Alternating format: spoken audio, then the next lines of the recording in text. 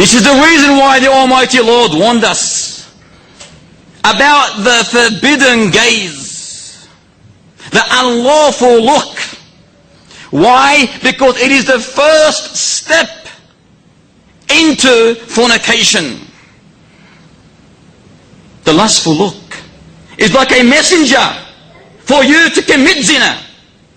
The lustful look is like a messenger coming to you, inspiring you after igniting in your heart the fire of lust, the fire of desire, the fire of abomination, and thus placing you in the state of ultimate destruction, which is zina.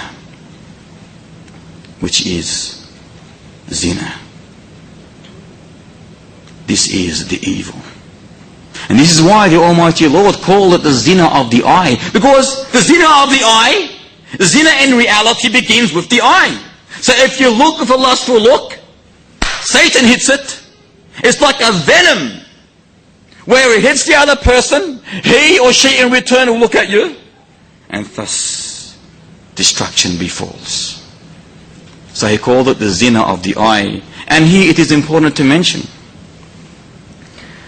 that men are prone to be affected by temptation, by what they see, the image, the scene, more than ladies.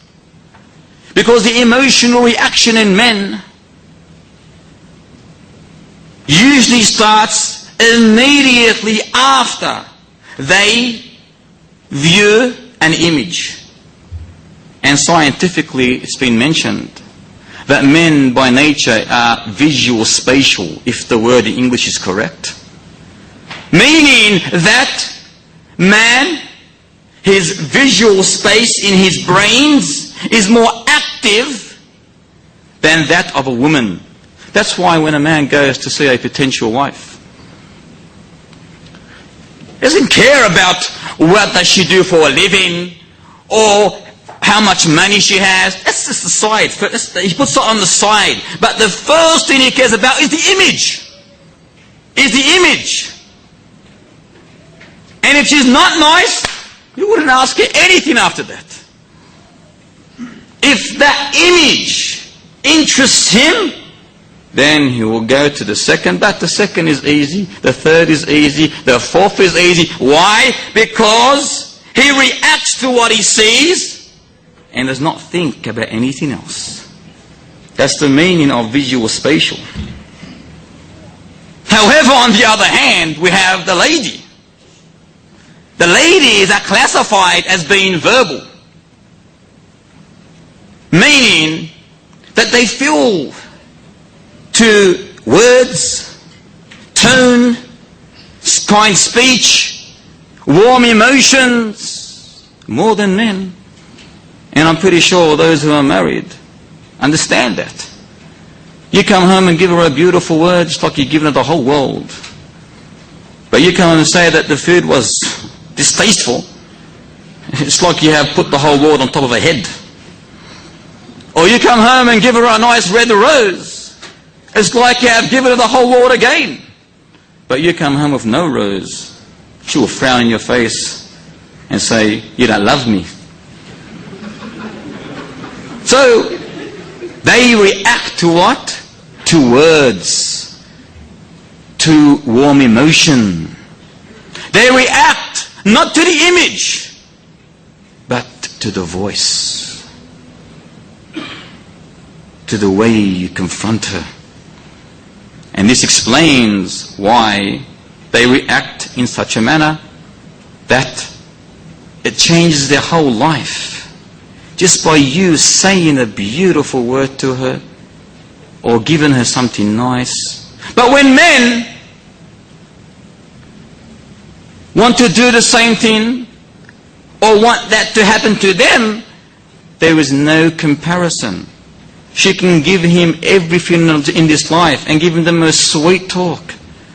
But in the realm of men, it does not bother him or affect him if the image in front of him is not the image he wants to see. So, There is a difference between the two. Obviously, and I'm pretty sure everyone understands this. Thus it makes the obligation of guarding the vision harder for man than for woman. If you understand this, guarding the vision for man becomes harder than for woman. And this explains why the Almighty Lord mentions the Quranic injunction regarding the ladies to protect themselves by covering themselves from the evil eyes of men.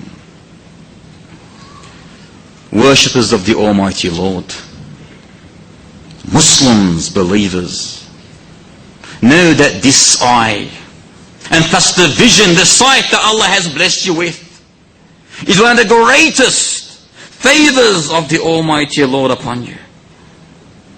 It's a duty upon every believer is to show his gratitude to Allah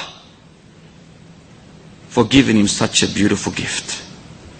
But showing gratitude does not mean to say, "Bas alhamdulillah," and that is it. No. To show gratitude for this beautiful vision you have been gifted is to employ your vision, your sight, only in that which is lawful.